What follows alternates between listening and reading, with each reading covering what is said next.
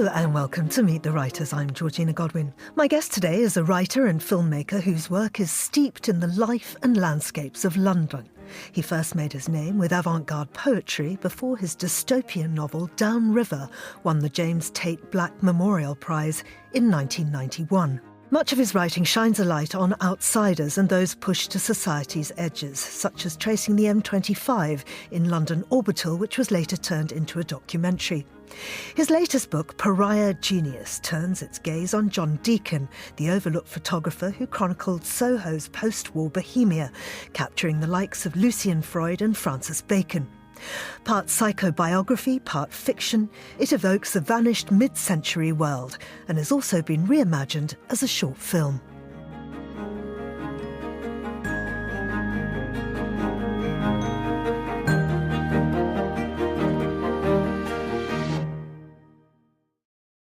Iain Sinclair, welcome to Meet the Writers. Thank you very much.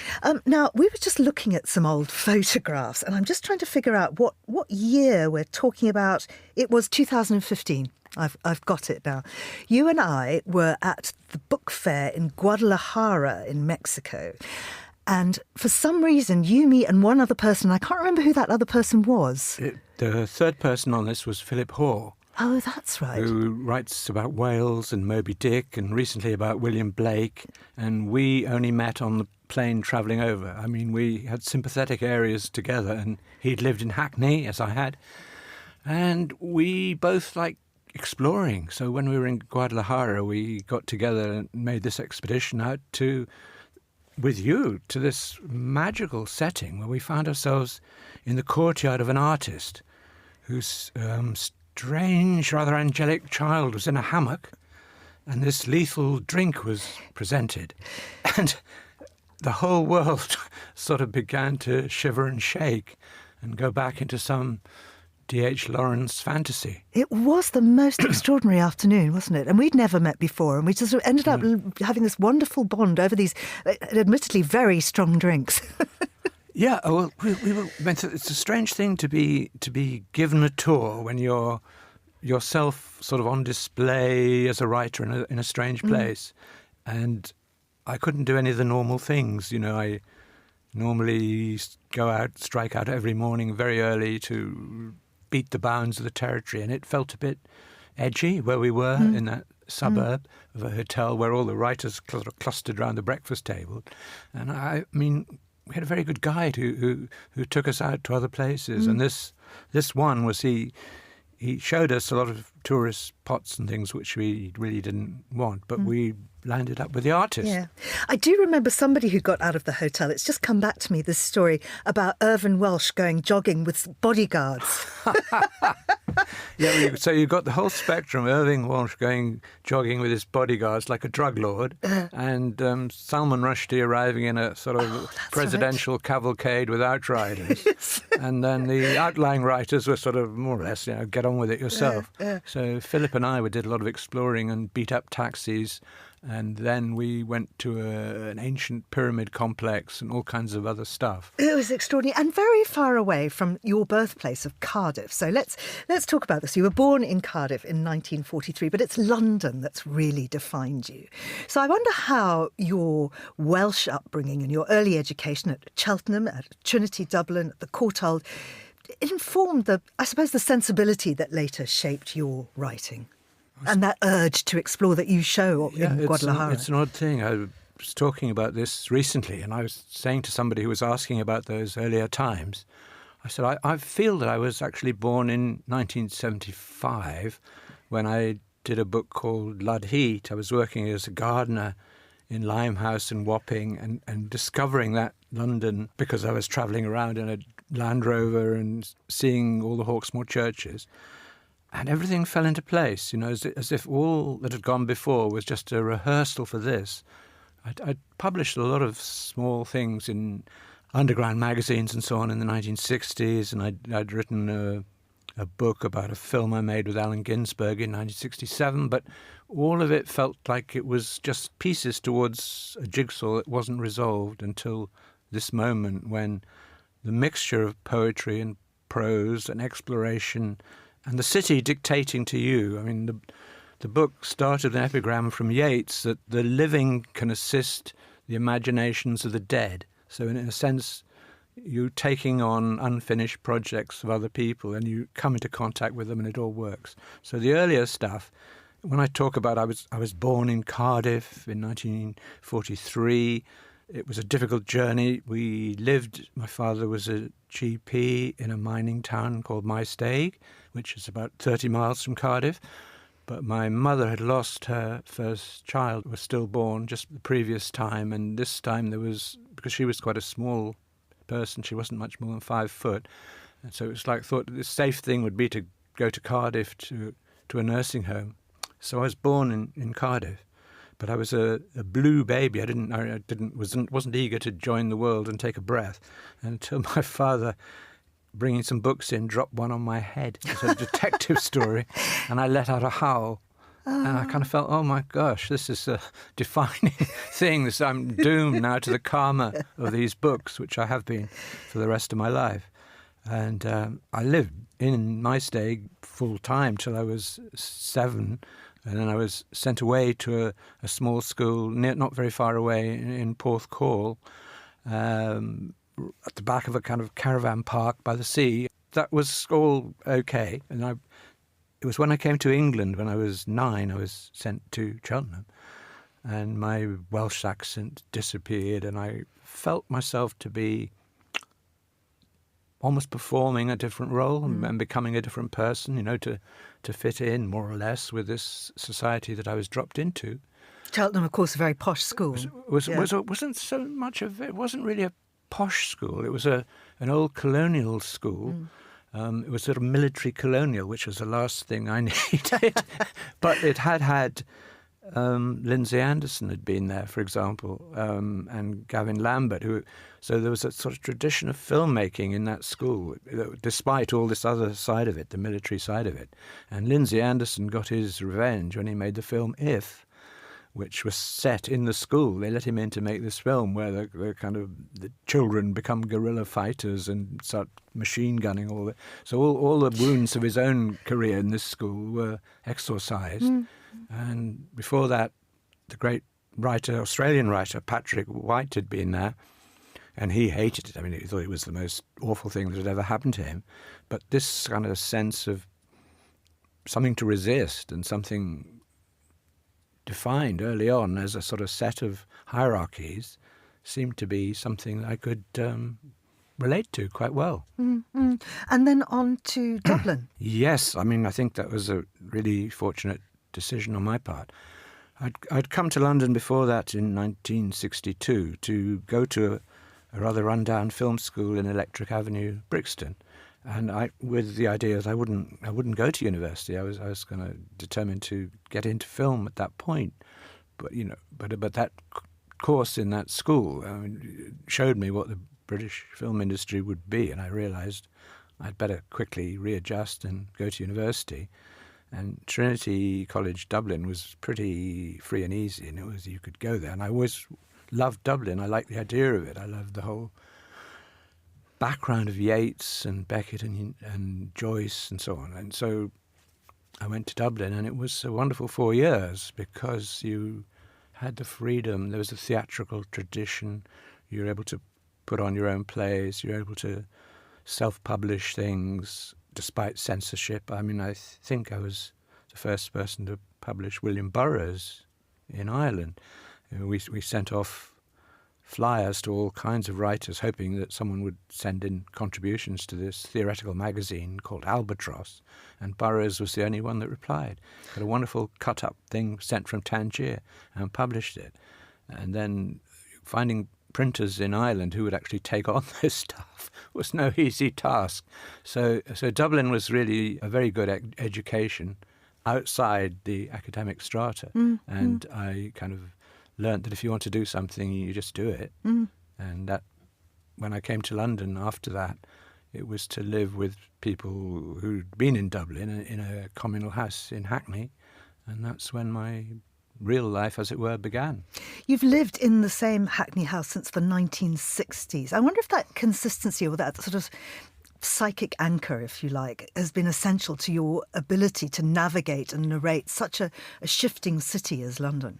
Yeah, the two fortunate things in my life, the only good decisions really, was like meeting my wife Anna in Dublin, and she actually agreed to appear in one of our plays. But and then having come to London by a series of accidents, being in Hackney, and when we were thrown out of the communal house, there were a weird idea because someone else was doing it. Was you could actually buy a house, because I thought we were endlessly searching around for these different rooms, and you're paying out rent all the time.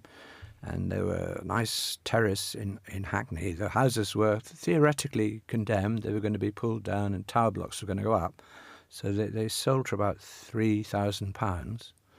And I had a little bit of money from having done the documentary on Allen Ginsberg for German TV. I put it all in this. I had a house.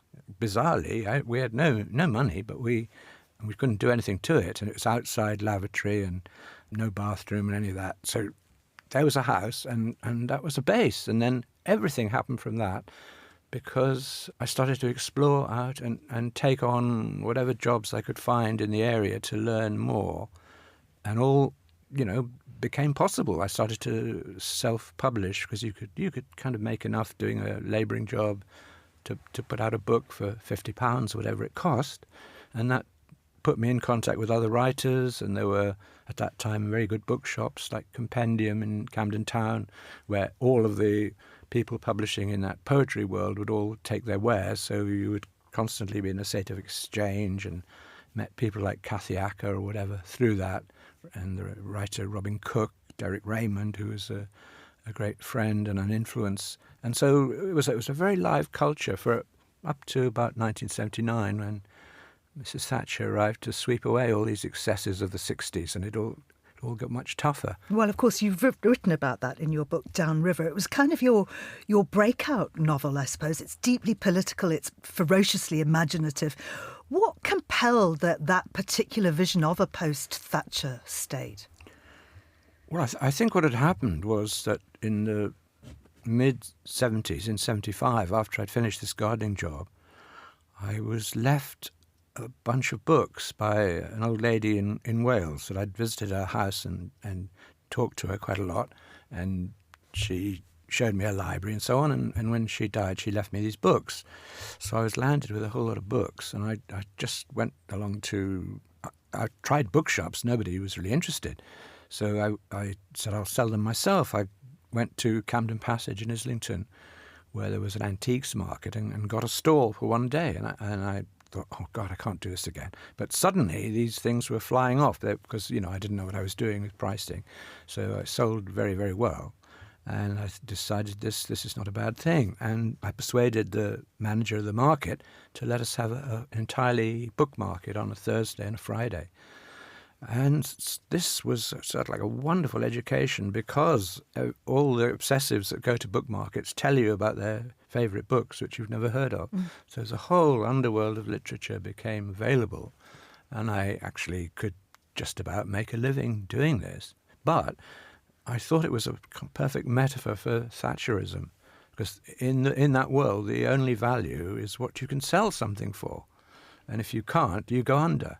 So on a weekly basis, I had to go out down the street markets in Brick Lane and in Portobello and in Farringdon Road, and search the country to find things that were underpriced to bring back. And if I got it right, I lived another week. And if I'd got it wrong, I could have gone under at any point. So I had this model of capitalism, which I grafted onto my previous interests and researches in landscape, psychogeography, ley lines, all of these mysteries, and put the two things together, and it made this malign stew that became Downriver. And then, looking at the landscape around the Isle of Dogs and Docklands, you saw this. We were on the point of this huge redevelopment, that all of that old London I'd been writing about with Hawksmoor was being just wiped out overnight, and this sort of Hong Kong thing was being imposed upon it. So it was an absolute gift, really, to write about. And it emerged as I went on. I started in Tilbury, which was like really the end of the world, and It had its Dickensian flavour and its Conradian flavour, but then huge dockland container developments were hovering at the background that was going to wipe out this. And from there, I worked my way back into London. Let's talk about this term psychogeography. It's often pinned to you. You've been fairly ambivalent about it. What is it to you now, and how would you describe your current practice? Well, I think psychogeography, I encountered it in the 1960s when all those ideas were afloat, coming out of Paris, the situationists and the letterists and people. But I wasn't that taken with it. I mean, my own interests were in sort of deep topography, as Nick Papadimitriou, the writer, defines it, digging into where you were, and the idea of the Black Mountain poets in America, people like Charles Olson, who thought you needed to find out everything about the piece of ground you were on, and that would open out bit by bit into the world. So that was the process I was doing. Later, then, in the Thatcher period, as part of the subversive resistance to her, writers like Stuart Home and his friend Fabian built up the London Psychogeographical Association, and they used to do a free newspaper, and it would combine a sort of parodic version of the situationists with the stuff they'd taken from Lud Heath and put the two together and make a sort of mysterious, occulted London, which was a form of satire. And I thought, this is interesting. I just threw the term into a book when I began to do a book called Lights Out for the Territory. It was the first book of walking as a methodology. And that term seemed to graft into England in some ways because it fitted with the English love of country walks and strolls through the city. And it wasn't really what I was ever doing, but I was stuck with a label. And it became an academic discipline, which is the thing that's kept it boiling, and a journalistic shorthand for anyone who's doing anything strange in a city. And you do many strange things in the city. Yes. You walk every single day, I think. London Orbital saw you walk the M25. Now, that's something that people do try and avoid at all costs. Well, I think the only way to deal with the M25 is to walk it. I mean, it's horrible to be on it. And I picked on the M25 as a sort of almost a continuation of that downriver strata, in the sense that at the very moment that Margaret Thatcher abolished the Greater London Council and threw open the financial markets with the Big Bang, she also cut the ribbon on the M25. So you had this orbital motorway that should have been done like 30, 40 years before, when it was weaved into a greener version of London with a series of orbital roads. So it was born posthumous, and it went nowhere. And I hit it on a walk coming up sort of zero longitude from Greenwich and up the Lee Valley, and suddenly found myself on this road. And I thought, wait a minute, what would happen if I went right round this road? It's a circle. Where does it go? And it go back into itself. And what would it reveal? And so setting off, doing one walk every month with a friend from the old Hackney community who was now living in Glastonbury and came back. We would meet. He came from outside, I came from inside. We meet on this road and we do a day's walk. And it was wonderful. It opened up whole areas of London I had no idea about. And also you saw how they linked, so in such an unlikely way, right round the chain. So essentially I stumbled on it, and it's the only book I've ever been able to do that you could describe in a single sentence. He walks around the M25, and you've got it, like snakes on a plane. And it's been certainly my most successful book in terms of sales. Well, Pariah Genius you can probably describe too if you just want to say it's about John Deakin, but of course it's about so much more. But I wonder what drew you to John Deakin. Who was he, given that you say John Deakin made his long and stuttering career into an arc of revenge? He doesn't sound like the kind of character one would be instantly drawn to. No, he's a ghost from downriver, because when I was talking about Tilbury, downriver started with this pub, sort of end-of-the-world pub on the river at Tilbury, with a character who's a version of Dan Farson, who ran the Waterman's Arms and had television programmes and wrote a lot about London, and his great mate, John Deakin. So these were small characters. And there was something very mysterious that I wanted to know about, which was why Dan Farson, who had this fabulously successful pub on the Isle of Dogs where Frank Sinatra, Groucho Marx, Clint Eastwood and all of London turned up and it was roaring. So what went wrong? Why did he suddenly take himself off to the country? Why did he disappear? I couldn't resolve that in Downriver, but when Cheerio, a new publisher, came to me and said, I think you've written about John Deakin in some form. Would you be interested in doing a book? I thought that would be very interesting, because he's not only coming across the divide of this COVID period, he seems to be a figure lost in a labyrinth of Soho when Soho no longer is accessible to us. It would be interesting to go back on him, because all we ever hear about him is the period when he was doing these portraits, very harsh portraits, like David Bailey, of faces in Soho. What happened before that? And in fact, it was really interesting, his life in the 1930s, when he was sort of a kept boy with a very rich patron who travelled the world on luxury liners and was a painter, and finds himself in Mexico. It's a very odd year in Mexico.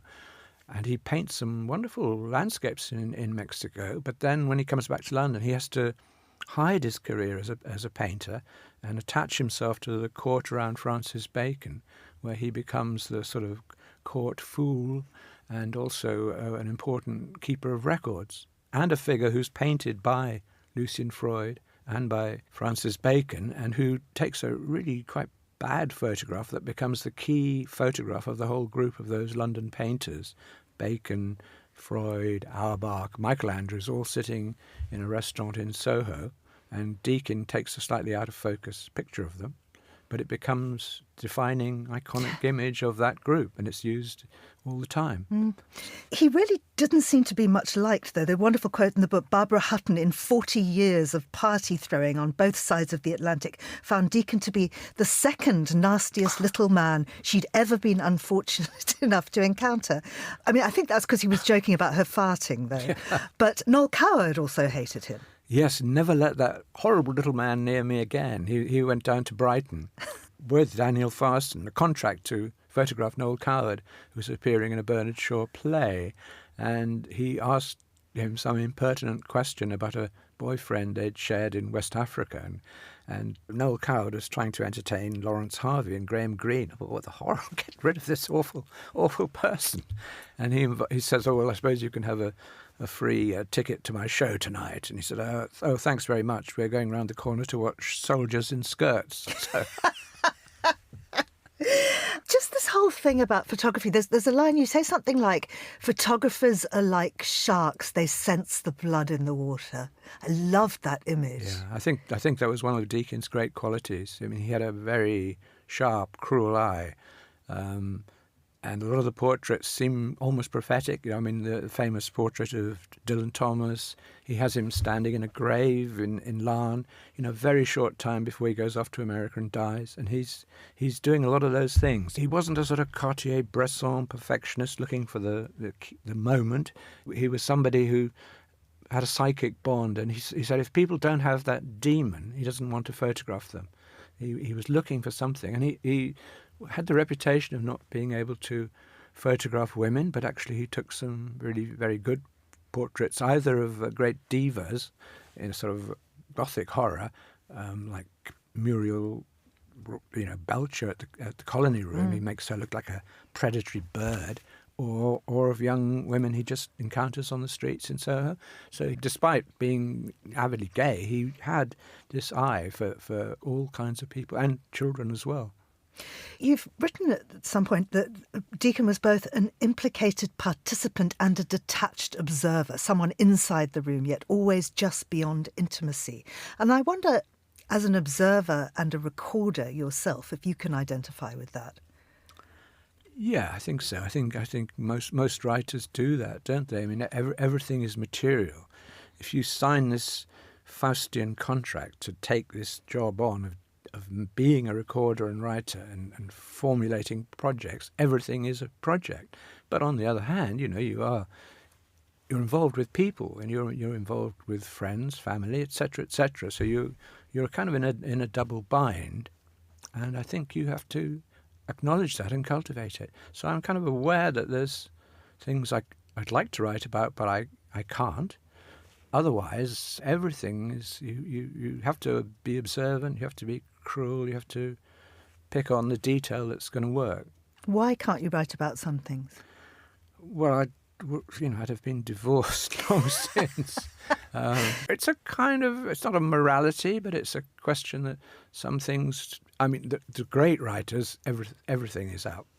But I'm not, feel more like a jobbing writer, wanting to get to the next book, and I will leave things out that I would like to do, but I can't, but I've registered them with that cruelty, but I'm not using it. Mm-hmm. You're 82. You're still writing, still walking every day. Looking back at London, a city that's gentrified and sort of siloed almost beyond recognition from when you first moved here in the 60s, do you still find moments of hope in the cracks here? And how do you see this city developing? How, if you were to map it onto your own psychogeographical view, where would it sit? I think it's a big division between the virtual city and the actual city. I think there is an embedded organic form that's still there. And I think more and more and more, because of the technologies that we're become cannibalized by, we are not really there ourselves. So we're almost becoming ghosts in this city. And occasionally there are little cracks where the city inserts itself and demands that you take it seriously. But to find those places that really inspired me is much harder now. I don't know where you would start.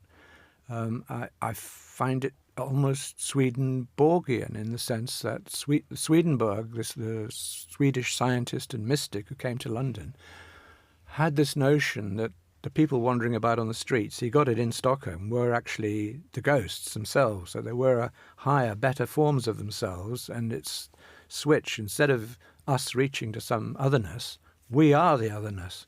And when I see the zombie crowds that are wedded to their digital devices, you think they're being separated from the city. But actually they're creating another city, a version of a city that doesn't really exist in the same ways, because they're not hitting the radar beams of these buildings and their histories. Nobody is bothering to look at the plaques that are on the buildings that give them a porthole into the past.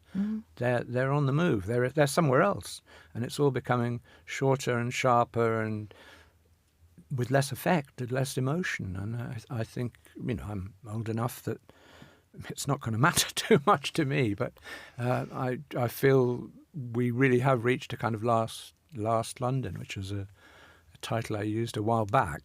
That meaning that old London, which had been around a long time and always its revisions were easily understandable, have now become existential. The divisions between the types of people is also more extreme than ever. The extremely wealthy who are in this alternative world just do not see the others, which are often just around the corner, who are still embedded in the old world, which could have been there in Downriver or could have been there in the war. I just wanted to talk a little bit about Soho, because you write about the Soho of great memory, and it's a time that was written about a lot, and I was lucky enough to catch the very, very end of it, sort of, at the Colony Rooms, at the French and so on. Now, of course, the French is, there are bankers there from 5 o'clock. It's completely changed. Can we ever get back to the soul of that city? And would we want to? It was very seedy. No, you can't go back to that. But in the same way that vinyl records become fashionable or ancient phones or whatever, Soho has become a sort of Xerox of itself. So you go back into a thing that isn't there. And obviously what it was violent and it was ugly in all kinds of ways, but it was also alive, and there were it was like a kind of form of Europe that was a little island in the middle of London that was a perfect escape for the damaged and the drinkers of that period. So I think there was a high period, and then it sort of dipped, and then it revived itself as a kind of lively Xerox with the the period of the artists coming through, the Damien Hirst and so on, and Will Self, and it was another thing. It was a live Soho, but a kind of ghost of what the first one had been. And now I think it's nothing. It's completely gone. Mm. What keeps you going, Iain? Is it curiosity or resistance, the rhythm of the walk? You still walk every day, or is there some kind of deeper loyalty to London's ever-changing and not to be captured again soul? Yeah, I think there's a loyalty to the project. I mean, despite everything that I say cynically about the city, it's kept me going and alive for a long time in a way that I could not have imagined until, as I said, that sort of point in 1975 when it suddenly all clicked into place. If I'd drifted off either in Wales or the West, I would never have found myself, and I feel myself at the end of a long history, because one of the books I've done quite recently called The Gold Machine was with my daughter, my eldest daughter. We went to Peru and pursued a book and a map done by my great-grandfather, Scottish great-grandfather. And you see that he was somebody who'd escaped from poverty and lack of education and trained himself as a botanist, and ends up being sent on this hair-raising journey in Peru because the Peruvian government has given away a massive tranche of land to a London corporation. And he's looking at this land to see if you can grow coffee. So it's kind of the beginning of the coffee colony. So he's not personally responsible. That's what his research is turned into.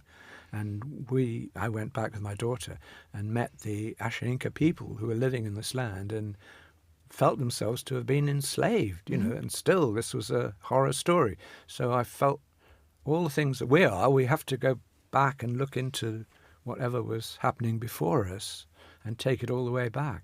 And looking forward, what's next for you? I don't know.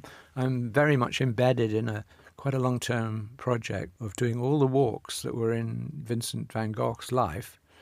And in England, they're extreme. He sets out to walk from his school in Ramsgate. He walks to Canterbury, then into London to Lewisham, stays a night in Lewisham.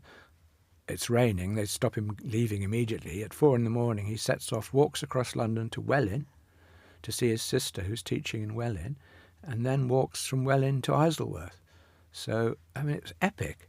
And, of course, he writes these wonderful letters to his brother Theo, so you've got certain details, but then he never says anything about what he sees as he walks. He just gives a sort of moralistic sermon and says you must read such and such poetry, and I set off at 5 o'clock and I arrived at 11 at night or whatever. That's it. And doing these walks in England initially, and then in Belgium, in Borinage, coalfields, and in Arles and Auvers, threw up so many contemporary stories. I mean, amazing stories. It was very much like the M25, except more fragmented, and it's been going on for about 6 years, but I'm in the depths of that now. Absolutely fascinating. I cannot wait. Iain Sinclair, thank you so much for talking to me. Thank you very much. A really interesting conversation. Pariah Genius is published by Cheerio, and it's out now.